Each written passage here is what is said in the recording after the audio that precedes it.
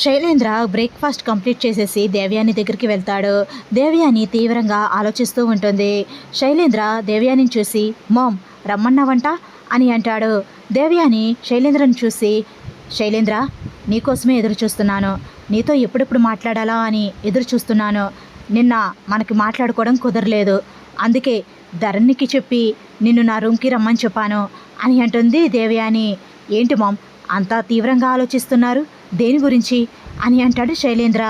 ఏంట్రా దేని గురించి అంటున్నావు, మర్చిపోయావా, నేను చెప్పిన పని మర్చిపోయావా అని అంటుంది దేవయాని. మామ్ నాకంతా గుర్తే ఉంది, నేనెందుకు మర్చిపోతాను మామ్ అని అంటాడు శైలేంద్ర. మరి ఇలా మాట్లాడుతున్నావేంట్రా, ఇంతకీ పని ఎంతవరకు పూర్తయింది, నేను చెప్పింది చెప్పినట్టు చేసావా లేదా అని అంటుంది దేవయాని. నువ్వు చెప్పిన తర్వాత నేను చేయకుండా ఎలా ఉంటాను మామ్, నువ్వు చెప్పింది చెప్పినట్టే చేశాను, అనుకున్నది అనుకున్నట్టుగానే జరుగుతుంది అని నేను అనుకుంటున్నాను అని అంటాడు శైలేంద్ర. నువ్వు అనుకుంటే సరిపోదురా, ఖచ్చితంగా జరగాలి అని అంటుంది దేవయాని. నువ్వు ఇంకా డౌట్ పెట్టుకోవాల్సిన అవసరం లేదు మామ్, ఆల్రెడీ ఒక కాంట్రాక్టర్కి గ్యాలం వేశాను, వాడు ఖచ్చితంగా ట్రాప్ అవుతాడని అనుకుంటున్నాను, వాడు ఖచ్చితంగా మనకి ఫోన్ చేస్తాడు అని అంటాడు శైలేంద్ర.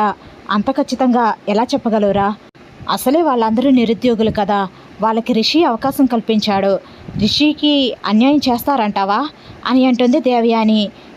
అందరూ చేయకపోవచ్చు, కానీ డబ్బంటే మమకారం ఎవరో ఒకరుకుంటుంది కదా, అలాంటి వాడిని ఒకరిని పట్టాను, వాడు ఖచ్చితంగా మన ప్రపోజల్కి ఒప్పుకుంటాడు, మనం చెప్పిన పని చేస్తాడు, వాడి ద్వారానే రిషిని కోలుకోలేని దెబ్బ కొట్టబోతున్నాం మామ్ అని అంటాడు శైలేంద్ర.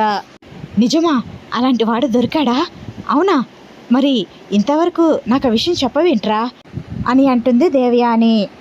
మామ్ అలాంటి వాడికి గాలం వేశాను, వాడు ఖచ్చితంగా నేను చెప్పిన ప్రపోజల్కి ఒప్పుకుంటాడు, డబ్బుకి లొంగనవాడు ఎవడుంటాడు చెప్పు మామ్, నేను ఆఫర్ చేసిన డబ్బు వాడు జీవితం అంతా కష్టపడినా సరే సంపాదించలేడు, కాబట్టి ఖచ్చితంగా వాడు నాకు ఫోన్ చేస్తాడు అని అంటాడు శైలేంద్ర.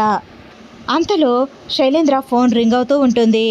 మామ్ వాడికి ఆయుష్ గట్టిగానే ఉంది, నిండా నూరేళ్ళు బ్రతుకుతాడనుకుంటా, వాడి గురించి మాట్లాడుకుంటున్నాము, వాడే ఫోన్ చేశాడు అని అంటాడు శైలేంద్ర. ఏంటి వాడే చేశాడా, అయితే లిఫ్ట్ చేసి మాట్లాడరా అని అంటుంది దేవయాని. శైలేంద్ర ఫోన్ లిఫ్ట్ చేసి ఏంటి బ్రదర్ అప్పుడే ఫోన్ చేశావు, ఇంకా 24 గంటలు పూర్తవ్వలేదు కదా, నీకు నేను ఇచ్చిన టైం 24 గంటలు కదా అని అంటాడు. ఎన్ని గంటలు ఆలోచించినా డెసిషన్ ఒకటే కదా సార్, ఎన్ని గంటలు ఆలోచిస్తే ప్రయోజనమేముంది అని అంటాడు కృష్ణ. ఏంటి బ్రదర్ ఏం మాట్లాడుతున్నావు, కొంపదీసి ఈ డీల్కి నువ్వు ఒప్పుకోవడం లేదా ఏంటి అని అంటాడు శైలేంద్ర కంగారుగా. మీకు ఆ డౌట్ ఎందుకు వచ్చింది సార్ అని అంటాడు కృష్ణ. ఎన్ని గంటలు ఆలోచించినా డెసిషన్ ఒకటే కదా అంటున్నావు కదా, అందుకే అంటున్నాను అని అంటాడు శైలేంద్ర. మీరు చెప్పింది విన్నాక బాగా ఆలోచించాను, మీరు చెప్పింది నిజమే, నేను నా జీవితకాలం కష్టపడినా నేను అంత డబ్బును సంపాదించలేను, వచ్చిన అవకాశాన్ని నేనెలా వదులుకుంటాను, అందుకే ఈ డీల్కి ఓకే చెప్తున్నాను అని అంటాడు కృష్ణ. శైలేంద్ర చాలా సంబరపడిపోతూ ఏంటి నీకు ఓకేనా, నాకు చాలా సంతోషంగా ఉంది నువ్వు ఒప్పుకున్నందుకు అని అంటాడు శైలేంద్ర. ఇంతకీ నేనేం పని చేయాలో చెప్పండి అని అంటాడు కృష్ణ. ఎప్పుడు ఏం చేయాలో నేను అంతా అప్డేట్ ఇస్తూ ఉంటాను, నువ్వు ప్లాన్ ప్రకారమే చేయాలి, ఎక్కడా తేడా రాకూడదు అని అంటాడు శైలేంద్ర. ఓకే సార్ అని అంటాడు కృష్ణ. ఇంకా శైలేంద్ర ఫోన్ పెట్టేస్తాడు. మమ్మీ మనం అనుకున్నదే జరిగింది, ఆ కృష్ణ ఫోన్ చేసి మన డీల్కి ఓకే చెప్పాడు, ఈ దెబ్బతో ఆ రిషిగాడు కింద పడిపోవడం ఖాయం, మళ్ళీ కోలుకోలేడు మమ్మీ అని అంటాడు శైలేంద్ర. నాన్న శైలేంద్ర ఈ ప్లాన్ చాలా జాగ్రత్తగా ప్లాన్ చెయ్యి, మీ నాన్నగారికి ఏమాత్రం అనుమానం వచ్చినా సరే మనల్ని ఈసారి ఇంట్లో ఉండనివ్వరు, జాగ్రత్త అని అంటుంది దేవయాని. సరే మామ్ నువ్వేం టెన్షన్ పడకు, నేను చూసుకుంటాను కదా అన్నీ అని అంటాడు శైలేంద్ర. వాళ్ళ రూమ్లో కూర్చుని రిషి వసు మాట్లాడుకుంటూ ఉంటారు. రిషి వసు చేతిని తన చేతిలోకి తీసుకుని వేళ్లను ఒక్కొక్కటిగా పట్టుకుని రిషి నోట్లో పెట్టుకుని గోర్లు తీస్తూ ఉంటాడు. వసు నవ్వుకుంటూ పొట్ట మీద ఒక చేయి పెట్టుకుని రే మీ డాడీ చేయి అనుకుని నా చేయి పట్టుకుని నోటితో గోర్లు తీసేస్తున్నారు అని పిల్లలకి చెబుతూ నవ్వుతూ ఉంటుంది వసు. రే, మీ అమ్మకి చెప్పండిరా గోర్లు పెంచుకోకూడదు అని. గోర్లు పెంచుకోవడం వల్ల తర్వాత మీకు ఇబ్బంది అవుతుంది, అందుకే ముందుగానే నేను తీసేస్తున్నాను అని నవ్వుతూ రిషి కూడా పిల్లలకి చెప్తూ ఉంటాడు.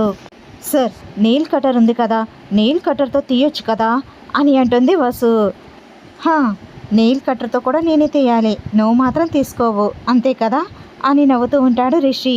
సార్, ఎలానో తీస్తున్నారు కదా, అదేదో మీరే నెయిల్ కట్టర్తో తీసేస్తే బాగుంటుంది కదా అని చెప్తున్నాను అని నవ్వుతూ ఉంటుంది వసు. సర్లే, తప్పుతుందా అని రిషి నెయిల్ కట్టర్ తీసుకొచ్చి నెయిల్స్ తీస్తూ ఉంటాడు వసుకి. వసు, ఈరోజు వినయ్ వస్తాను అని చెప్పాడు, నీకు ఫోన్ చేసి చెప్పాడా అని అంటాడు రిషి. లేదు సార్, వాడు నాకు ఈ మధ్య ఫోనే చేయలేదు. ఈ మధ్య వాడు నాతో మాట్లాడడం కన్నా మీతోనే మాట్లాడుతున్నాడు ఎక్కువగా. బావా బావమరిది ఇద్దరు కలిసి నా దగ్గర సీక్రెట్స్ మెయింటైన్ చేస్తున్నారు కదా అని అంటుంది వసు. సీక్రెట్సా? అంతటి మహాభాగ్యం కూడానా మా ఇద్దరికి అని అంటాడు రిషి కొంటెగా. అంటే ఏంటి సార్, సీక్రెట్స్ మెయింటైన్ చేద్దామని ఉందా మీకు కూడా అని అంటుంది వసు కూడా చిలిపిగా. ఈ జన్మకి నీకు రాసిచ్చేసానులే వసు, ఏమైనా ఉంటే నెక్స్ట్ జన్మలో ట్రై చేసుకుంటానులే అని అంటాడు రిషి నవ్వుతూ. అదేం కుదరదు, ఈ జన్మే కాదు వచ్చే జన్మే కాదు, ఎన్ని జన్మలకైనా సరే మీరు నాకే రాసిచ్చేయాలి, మీకు ఆ ఫ్రీడమ్ నేను ఏ జన్మలోనూ ఇవ్వను అని అంటుంది వసు కూడా నవ్వుతూ. ఏంటి, ఏ జన్మలోనూ ఫ్రీడమ్ లేకుండానే ఉంటుందా అని అంటాడు రిషి బాధగా. ఎందుకు అంత బాధపడిపోతున్నారు అని అంటుంది వసు. ఫ్రీడమ్ లేకపోతే ఆ బాధ నీకేం తెలుసు అని అంటాడు రిషి. అబ్బా, ఏం బాధ చెప్పండి, నేను వింటాను, పర్వాలేదు. మీరు ఎంత బాధపడిపోతున్నారో ఆ బాధని ఎక్స్ప్లెయిన్ చేయండి, నేను అర్థం చేసుకుంటాను అని అంటుంది వసు. అలా అంటే ఎలా ఎక్స్ప్లెయిన్ చేయగలం, చేయలేం కదా అని అంటాడు రిషి. ఏదో బాధ అన్నారు కదా, ఆ బాధ గురించి చెప్పండి, వింటాను, అర్థం చేసుకుంటాను, పర్వాలేదు చెప్పండి అని అంటుంది వసు. నీతో గొడవ పడే ఓపిక నాకు లేదమ్మా ఇప్పుడు అని అంటాడు రిషి. నాకు చాలా ఓపిక ఉంది గొడవ పడడానికి అని వసు నవ్వుతూ ఉంటుంది. నీకుంటుంది, ఎక్కడి నుండి వస్తుంది ఆ ఎనర్జీ అని అంటాడు రిషి. గొడవ పడాలంటే ఆటోమేటిక్గా అదే వచ్చేస్తుంది అని నవ్వుతూ ఉంటుంది వసు. భర్తతో గొడవ పడడంలో అంత ఆనందం ఉంటుంది ఎందుకో అని అంటాడు రిషి. మీరు కూడా అంతే కదా, నాతో గొడవ పడాలని చూస్తూ ఉంటారు కదా, గొడవ పడుతూ ఉంటారు కదా, మీకు కూడా ఆనందమే కదా అని అంటుంది వసు కూడా నవ్వుతూ. అలా సరదాగా గొడవ పడుతూ రిషి వసు ఇద్దరు కూడా మాట్లాడుకుంటూ ఉంటారు. జగతి హాల్లో కూర్చుని ఉంటుంది. జగతి జగతి అనుకుంటూ మహేంద్ర బెడ్రూమ్లో నుంచి హాల్లోకి వస్తాడు. ఏమైంది మహేంద్ర, అంత గట్టిగా పిలుస్తున్నావేంటి అని అంటుంది జగతి. నా కళ్ళజోడు కనిపించడం లేదు జగతి, ఎక్కడైనా కనిపించిందా నీకు అని అంటాడు మహేంద్ర. మొత్తం చూసావా, సరిగ్గా వెతికావా అని అంటుంది జగతి.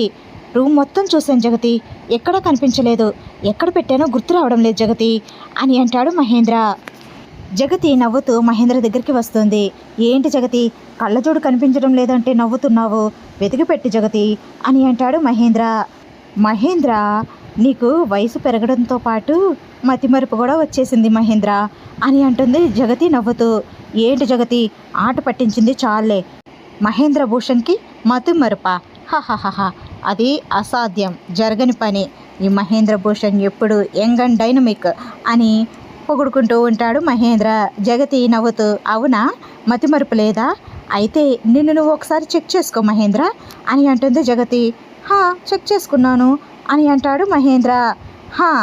నీకు చెక్ చేసుకున్నా నీకు తెలియడం లేదు అని మహేంద్ర తలపైన ఉన్న కళ్ళజోడిని తీసి మహేంద్ర కళ్ళకు పెడుతుంది జగతి. ఓ, కళ్ళజోడు ఇక్కడే ఉందా అని బొరగొక్కుంటూ ఉంటాడు మహేంద్ర.